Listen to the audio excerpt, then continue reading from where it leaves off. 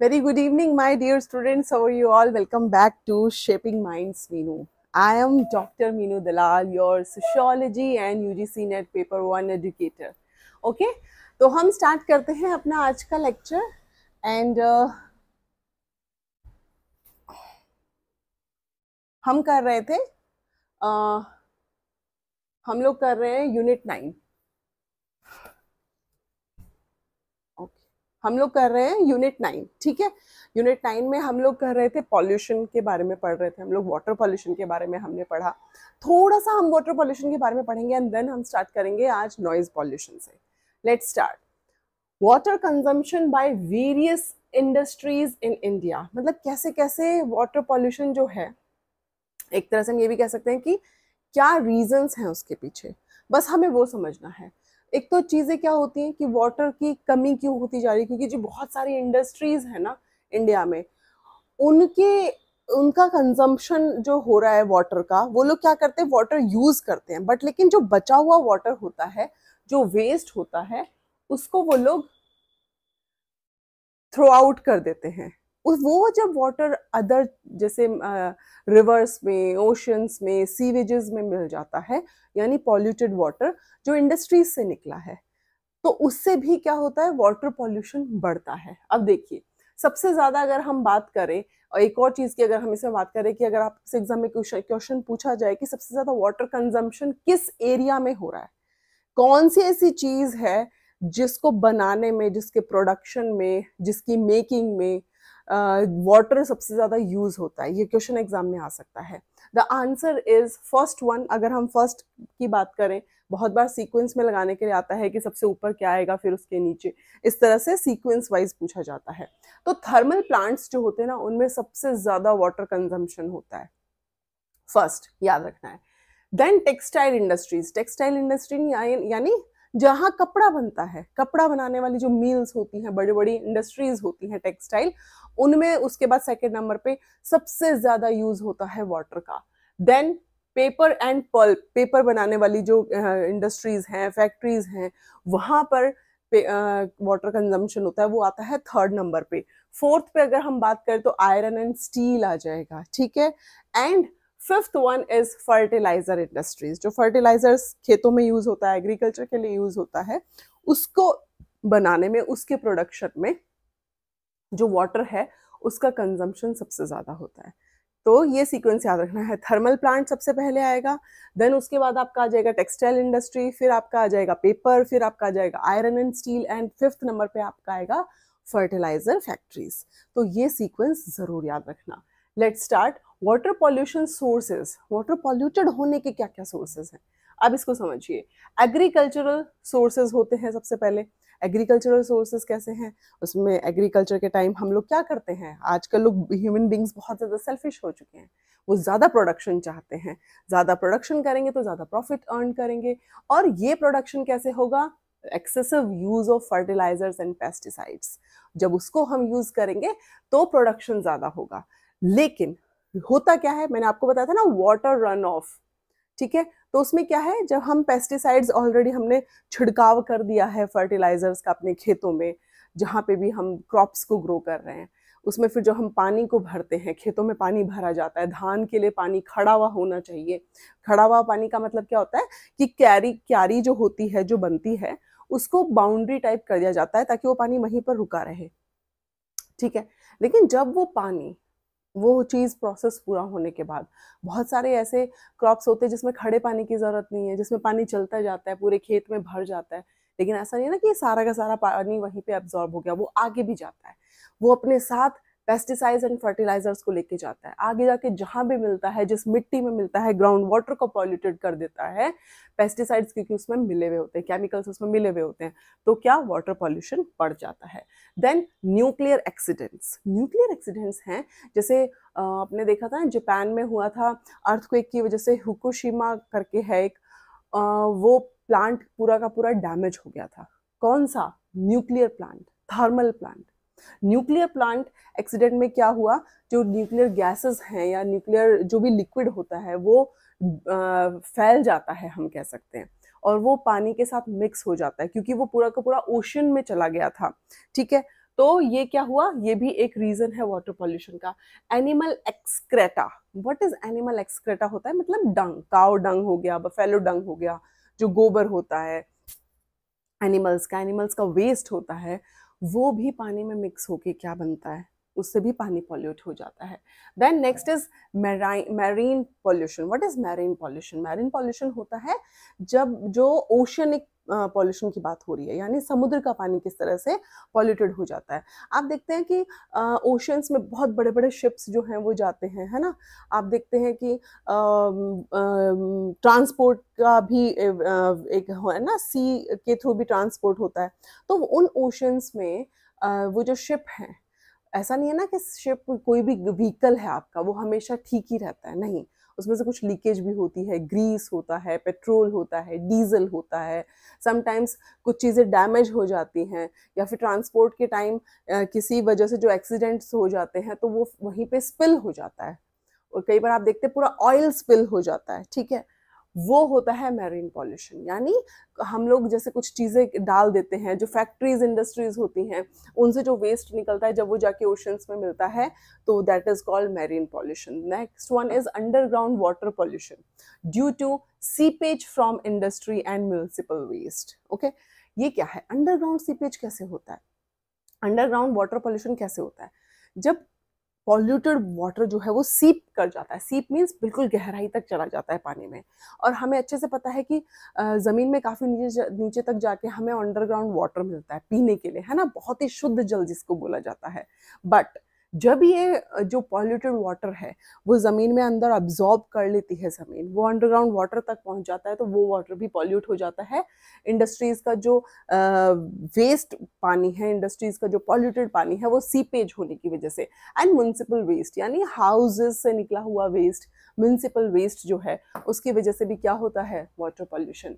Then thermal plants and oil spills भी है इसमें। थर्मल प्लांट्स वही है जैसे एनर्जी क्रिएट करने के लिए कोल्स वगैरह से एनर्जी बनाई जाती है, तो बहुत तरह का वेस्ट वहां से निकलता है। अब आप खुद सोचिए, सारी चीज़ें तो यूज़फुल नहीं है ना, कोई भी प्रोडक्शन होता है उसमें बहुत सारी चीज़ें वेस्ट भी होती हैं, बहुत सारी चीज़ें गंदी भी होती हैं। वो सारा का सारा पानी जब जाके रिवर्स में या सीवेज के साथ मिक्स होके ओशंस तक या रिवर्स तक पहुंचता है, तो वो वाटर को पॉल्यूट करता है। ऑयल स्पिल्स क्या है? ऑयल स्पिल्स वही है अगेन, पूरा जो ऐसा कोई भी मान लीजिए बड़ा अर्थक्वेक आ जाए, सुनामी आ जाए, और नियर बाय कहीं कोई थर्मल प्लांट है, कोई और फैक्ट्री लगी हुई है, और एक बार पहले ऐसा हुआ था पूरा उस ओशन में, आई थिंक ये है, आई थिंक ये जापान का ही है, यस। तो पूरा ऑयल स्पिल हो गया था। आप बिलीव नहीं करेंगे, उस ऑयल को आप पानी पे से छांट नहीं सकते, आप नहीं निकाल पाएंगे उसको।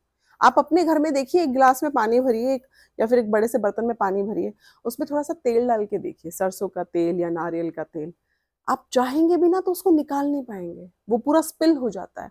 और एक और चीज क्या होती है, जब ओशन में इस तरह से ऑयल स्पिल हो जाता है तो वो एक पूरी परत बना लेता है, जिसकी वजह से क्या होता है, परत बनने की वजह से जो सनलाइट है, सनलाइट अंदर तक एंटर नहीं कर पाती, वाटर को अंदर तक एंटर नहीं कर पाती, बिकॉज ऑफ द ऑयल का जो परत बना हुआ होता है, उसका जो शीट बन जाता है एक तरह से, उसकी वजह से, जिसकी वजह से ऑक्सीजन लेवल जो है वो अंदर तक नहीं जा पाता, ठीक है।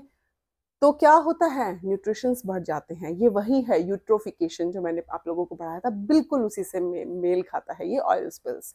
यानी ऑयल स्पिल जब हो जाता है, सनलाइट नहीं जा पाती है अंदर, नीचे जो न्यूट्रिशंस हैं वो बढ़ते चले जाते हैं, इसी प्रोसेस को बोलते हैं यूट्रोफिकेशन। ओके, तो ये था हमारा कि किस तरह से जो क्या क्या सोर्सेज हैं जिसकी वजह से वाटर पॉल्यूट हो जाता है।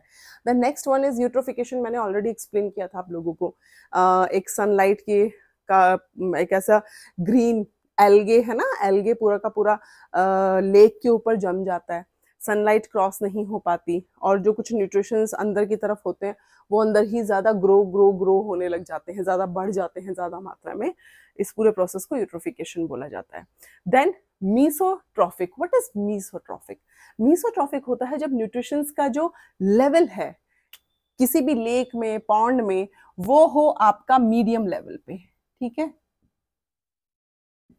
मीडियम लेवल पे हो, ठीक है। And oligotrophic, what is oligotrophic? Oligotrophic होता है जब न्यूट्रिएंट्स जो हैं उसका लेवल कैसा हो, लो हो, ठीक है।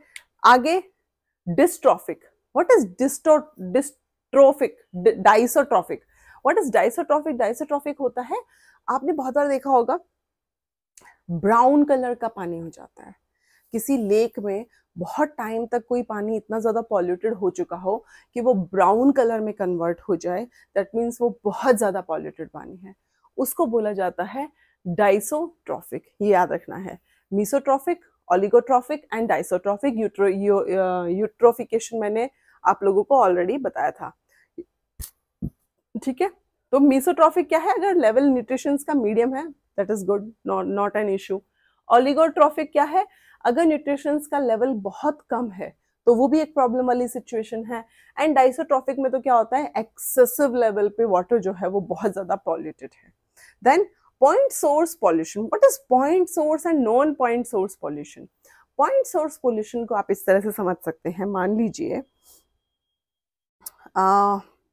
फॉर एग्जाम्पल आपके घर के बाहर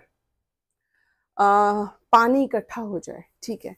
बहुत बार ऐसा होता है ना, घरों में वाटर टैंक ओवरफ्लो हो जाते हैं, ठीक है, हेड वाटर टैंक भी ओवरफ्लो हो जाता है या फिर अंडर वाटर टैंक जो है वो ओवरफ्लो हो जाता है।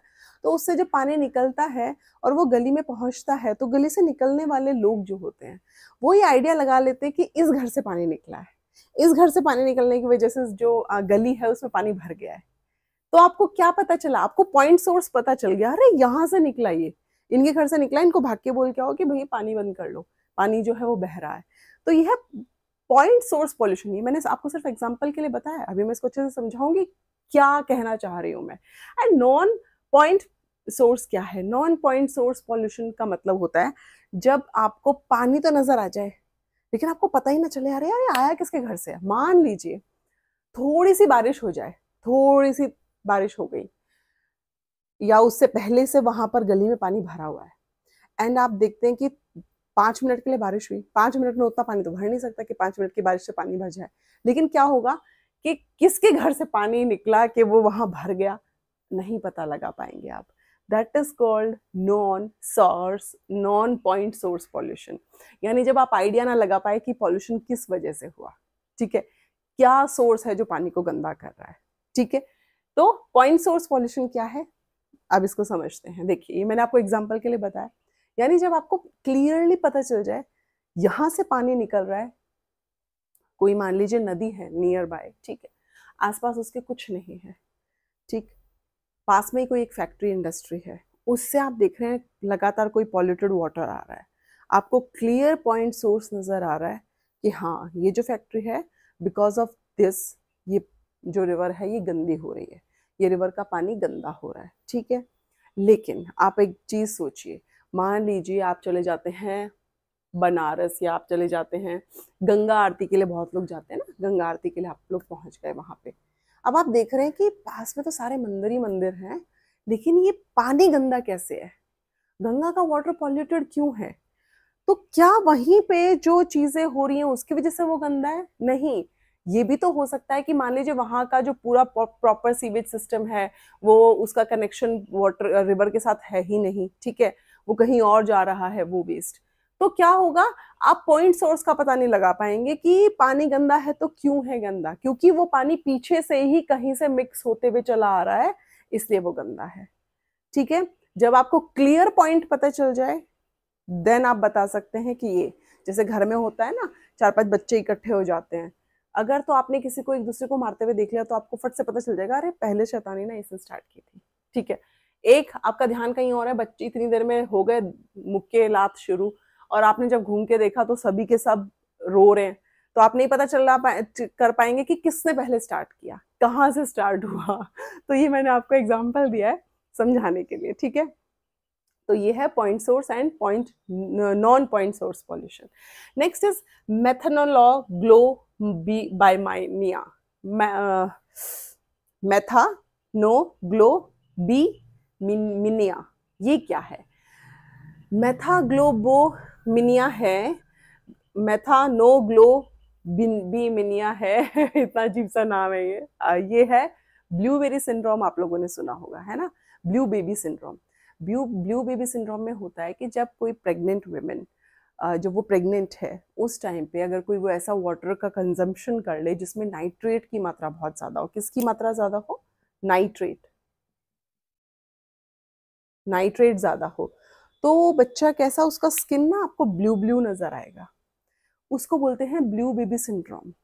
अब ये मेथानोग्लोबिन, ठीक है, मेनिया, ये क्या है? ये है जब ये टर्म वही है ब्लू बेबी सिंड्रोम के लिए, बट ये एक और टर्म है जो आपको याद रखना जरूरी है। जरूरी नहीं ना एग्जाम में ये आएगा कि ब्लू बेबी सिंड्रोम कैसे होता है, नाइट्रेट की वजह से होता है, नहीं, आपको ये टर्म लिखिए आगे तो आप फंस जाओगे। तो ये होता है जब आप इंसान के ह्यूमोग्लोबिन में नाइट्रेट एंड मिथेन दोनों मिक्स हों, ठीक है, तो ब्लू बेबी सिंड्रोम होता है। ये टर्म याद रखनी है कि इसमें क्या कॉम्बिनेशन है। इसमें कॉम्बिनेशन है नाइट्रेट एंड मिथेन, दोनों का कॉम्बिनेशन जब HB में, हमारे हीमोग्लोबिन में मिक्स हो जाए तब ये चीज होती है, तब ब्लू बेबी सिंड्रोम होता है। Next, what is dissolved oxygen and what is OD? देखिए, डिसॉल्व्ड ऑक्सीजन को आप ऐसे समझिए, आपने देखा है जो एक्वेटिक्स एनिमल्स होते हैं, जो समुद्र है, जो नदी है ना, समुद्र का एग्जांपल लेते हैं, ठीक है, मान लीजिए ये है समुद्र, ये पूरा नीचे समुद्र है, ठीक है। अब यहाँ पे क्या है, आई डोंट नो मैं फिश को अच्छे से बना पाऊंगी या नहीं। Okay, yes, I am good, please don't laugh, ठीक है, ये है हमारी फिश, ठीक है। अब इसमें बहुत सारी छोटी छोटी बड़ी बड़ी मछलियां हैं। क्या ये मछलियां सांस लेने के लिए बाहर आती हैं कि बार बार हम लोगों की तरह, जैसे मेरी बेटी स्विमिंग सीख करती है, स्विमर है वो कुछ सेकंड के लिए अपना ब्रीथ को होल्ड कर सकती है, 40 सेकंड, 45, ठीक है, इतना सेकंड या फिर इससे भी कम, 20 सेकंड मान लीजिए। लेकिन उसको जब ब्रीथ दोबारा लेना है तो उसको बाहर आना पड़ता है सांस लेने के लिए। वो मछली नहीं है ना, क्योंकि इंसान है। जो मछलियां होती हैं उनके जो गिल्स होते हैं वो पानी में, क्योंकि ऑक्सीजन मिक्स्ड होती है, डिसॉल्व्ड होती है, तो वो पानी के अंदर ही अपना सांस ले सकती है ना, ठीक है। उन्हें सांस लेने के लिए ऐसे बाहर नहीं आना पड़ता कि यहाँ आई, यहाँ जंप किया, सांस लिया, अपनी फ्रेंड को बोल के आई सहेली मैं बस अभी आती हूँ जरा सांस लेके, ठीक है, ऐसा नहीं होता ना। वो मछलियां पानी के अंदर ही सांस लेती हैं क्योंकि पानी में ऑक्सीजन डिसॉल्व्ड है, that is called dissolved oxygen, ठीक है। What is OD? अब इसको समझिए, OD क्या है? OD का फुल फॉर्म है ऑक्सीजन डिमांडिंग। क्या है OD का फुल फॉर्म?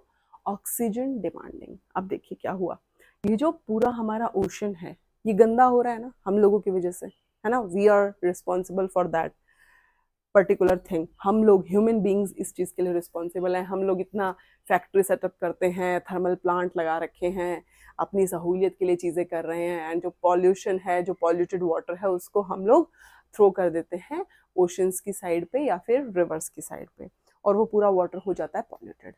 अब क्या होता है, अब ये वाटर तो पॉल्यूटेड है, अब इस वाटर का में जो पॉल्यूशन है, इसमें जो गार्बेज मिक्स हो रखा है, उसको डिसॉल्व करने के लिए इसके अंदर क्या पनप जाते हैं, छोटे छोटे बैक्टीरिया हो जाते हैं, माइक्रो ऑर्गेनिजम्स हो जाते हैं। अब जो छोटे छोटे बैक्टीरिया इसके अंदर हैं वो क्या करेंगे, इसके अंदर जो बैक्टीरिया हैं वो क्या करेंगे, ये जो अंदर पूरा गार्बेज है, जो कचरा भरा हुआ है, जो पॉल्यूटेड वाटर है हो गया है जिस वजह से, उसको ये लोग कंज्यूम करेंगे, उसको ये लोग डिसॉल्व कर देंगे, यानी उसको खत्म करने का काम करते हैं बैक्टीरिया। लेकिन ये जो बैक्टीरिया है ना, इनको भी तो सर्वाइवल चाहिए ना, हमने पढ़ा था ना ए biotic and non biotic.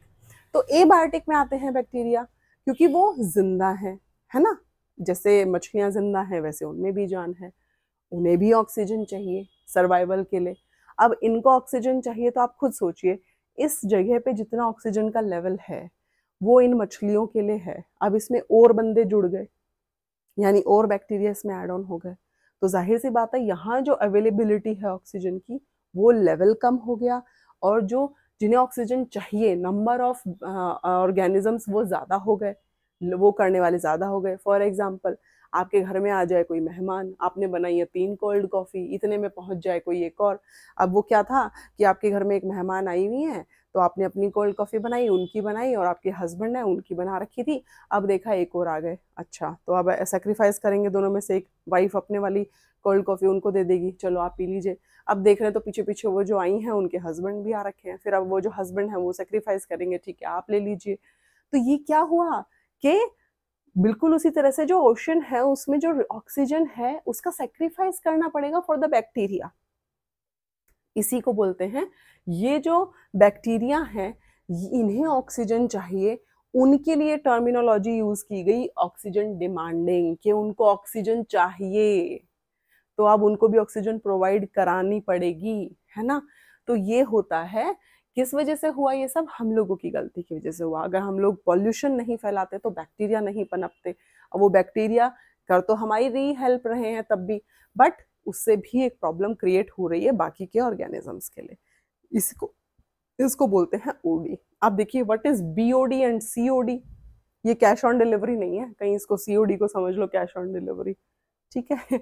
BOD, BOD है बायोकेमिकल ऑक्सीजन डिमांडिंग, सीओडी है केमिकल ऑक्सीजन डिमांडिंग, ये इनकी फुल फॉर्म है।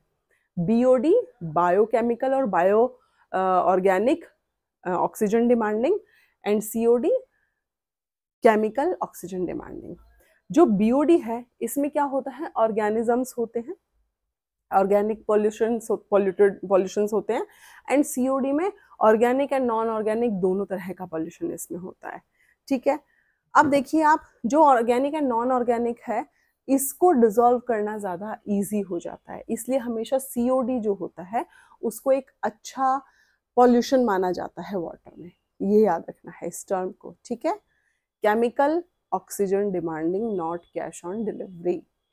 नेक्स्ट, अब हम समझेंगे नॉइज पॉल्यूशन, ठीक है। बीओडी सीओडी का फुल फॉर्म याद रखना, बस इतना बहुत है। और अगर पूछा जाए इन दोनों में से थोड़ा अच्छा वाला पॉल्यूशन कौन सा है, ठीक है, ज़्यादा हार्मफुल नहीं है, the answer is COD. Next, noise pollution. Noise pollution क्या है, नॉइज पॉल्यूशन बहुत तेज़ आवाज़ जिसे हम बेयर ना कर पाएँ, जिसकी वजह से हमारी हार्ट रेट बढ़ जाए, जिसकी वजह से हमारे ईयर्स जो हैं वो डैमेज हो सकते हैं, हमें वॉमिटिंग जैसा फील हो सकता है, हमें नोजिया, हमें चक्कर आने जैसा फील हो सकता है, that is called noise pollution. अगर बहुत ज़्यादा नॉइज पॉल्यूशन इंक्रीज हो जाए that means it is harmful for the people and for the environment also, ठीक है। देन नॉइज पॉल्यूशन को आप कैसे मेजर करते हैं, नॉइज पॉल्यूशन जो है वो डेसिबल्स में मेजर होता है, डीबी, एंड जो ए है that is awaited decibel awaited इसको बोला जाता है, ठीक है, उसमें ये मेजर होता है। अब इसमें क्या होता है, फ्रीक्वेंसी जो है, फ्रीक्वेंसी किस में मेजर होती है, हर्ट्स में मेजर होती है, हर्ट्स, ठीक है। अब समझिए फ्रीक्वेंसी है क्या, ये देखिए ऐसे होता है ना, आपने देखा ना, ये लाइक दिस ऐसे जाती है ना नॉइज, ठीक है। अब फ्रीक्वेंसी वेवलेंथ आपने सुना होगा कि फ्रीक्वेंसी वेवलेंथ होती है। What is frequency wavelength, wavelength है इस पॉइंट से इस पॉइंट तक के बीच का distance, that is called wavelength, okay. Then frequency क्या है, अब देखिए अगर हम ऐसे ध्यान दें, ऐसे इसको डिवाइड कर दें, यहां से यहां तक ये कितनी बार आई, 1 1 2 3, ठीक है, इतनी फ्रीक्वेंसी रही। लेकिन आप यहां से यहां तक अगर नोटिस करेंगे तो 1 2 3 4 ये बहुत ज्यादा है, फ्रीक्वेंसी बहुत जल्दी जल्दी चल रही है, इसको बोलते हैं फ्रीक्वेंसी, एंड इन दोनों के बीच के डिस्टेंस को बोला जाता है वेवलेंथ, ये याद रखना है, ठीक है। तो फ्रीक्वेंसी वेवलेंथ में साउंड को एक तरह से मेजर किया जाता है। अब इसमें भी तीन पार्ट हैं, इसके भी 3 टाइप बोल सकते हैं हम, हैं जो है ZCA, A for awaited, Z awaited sound होता है, सी अवेटेड होता है, एंड ए अवेटेड होता है। सी अवेटेड इज वेरी डेंजरस, इसको आप नहीं बेयर कर पाएंगे। ए अवेटेड होता है जिसे, जो नॉर्मल इंसान है, हम लोग जो हैं वो उसको, उसके लिए ठीक है, वो इतना बर्दाश्त कर सकते हैं। अब अगर आपसे पूछा जाए कि जो ह्यूमन है वो कितने कितना उसको सहन कर सकते हैं, कितना डेसिबल उनका होता है। तो वो होता है 20 टू 20 के तक के साउंड को वो बेयर कर सकते हैं। 20 होता है सबसे कम, 20 के बहुत ज़्यादा होता है, वहाँ तक हम उसको बर्दाश्त कर सकते हैं। अब इसमें भी दो चीज़ें होती हैं, 20 एंड 20 के। अब देखिए, अल्ट्रा एंड इंफ्रा, मैंने ये दो टाइप्स यहाँ पे लिखे हुए हैं, अल्ट्रासाउंड एंड इंफ्रासाउंड। इंफ्रासाउंड होता है जब हम इसको यूं कह सकते हैं, ये आता है 20 से 20 के बीच में, ठीक है, जो इंसान सुन सकता है, कोई उसको हार्म नहीं पहुंचेगा। लेकिन जब 20 के से अबव हो जाता है, देन इट इज डेंजरस, वो हम नहीं सुन सकते। एक और चीज, 20 से नीचे का अगर होगा ना साउंड, उसको भी हम नहीं सुन पाएंगे। उसको सुन सकते हैं डॉग्स, कैट्स, एनिमल्स। आप लोग बहुत बार देखेंगे, ऑब्जर्व करेंगे, अर्थक्वेक, सुनामी, ऐसा कोई नेचुरल डिजास्टर होने से पहले जो एनिमल्स होते हैं, जो पक्षी होते हैं ना, उनको पता चल जाता है। इसीलिए बहुत हड़बड़ी मच जाती है। पक्षी इधर उधर उड़ना स्टार्ट कर देंगे, जानवर भागना स्टार्ट कर देंगे, क्योंकि उन्हें वो साउंड वो सुन सकते हैं, सिर्फ हम लोग नहीं सुन सकते उस साउंड को, ठीक है। 20 से नीचे, 20 डेसिबल से नीचे के साउंड को हम लोग नहीं सुन सकते, उसको एनिमल सुन सकते हैं। एंड 20 के से अबव उस साउंड को भी हम लोग नहीं सुन पाएंगे, हमें कुछ समझ नहीं आएगा। अगर 20 के डेसिबल से अबव का साउंड हुआ, वो हम लोग बेयर नहीं कर सकते। तो ये याद रखना है, 20 के अबव आएगा अल्ट्रा साउंड में, एंड इंफ्रा साउंड क्या होता है, जिसको हम लोग सुन सकते हैं 20 से 20 के बीच में, ह्यूमन बींग्स के लिए जो हार्मफुल नहीं है। तो माय डियर स्टूडेंट्स, ये था हमारा आज का लेक्चर। आई होप आप लोगों को क्लियर हुआ होगा। कुछ भी कहीं प्रॉब्लम है तो मैसेज करके बोल दो, ठीक है, कि मैम नहीं समझ में आया है, दोबारा से समझा दो कैसे होगा, या फिर ये भी बता दो कि आपका पढ़ाने का तरीका सही है या नहीं है। अगर अच्छा लगता है तो वो भी बता दो कि मैम आप अच्छा पढ़ा रहे हो, समझ में नहीं आ रहा है तो वो भी बता दो, ताकि मैं कुछ चेंजेस करूँ उसमें, ठीक है। तो my dear students, my dear friends, ये था हमारा आज का lecture, PDE, people development and environment का यूनिट 9, ठीक है। नेक्स्ट वीडियो में न्यू टॉपिक के साथ मिलेंगे, इसको जल्दी से ख़त्म करेंगे क्योंकि बहुत हो गया बहुत दिनों से यूनिट 9 चल रहा है। And it's my humble request to all my dear friends and my students, please kindly like, share and subscribe my channel, क्योंकि आप लोगों का support is must for me, ठीक है, मेरे लिए बहुत ज़रूरी है। Thank you so much, bye bye, take care.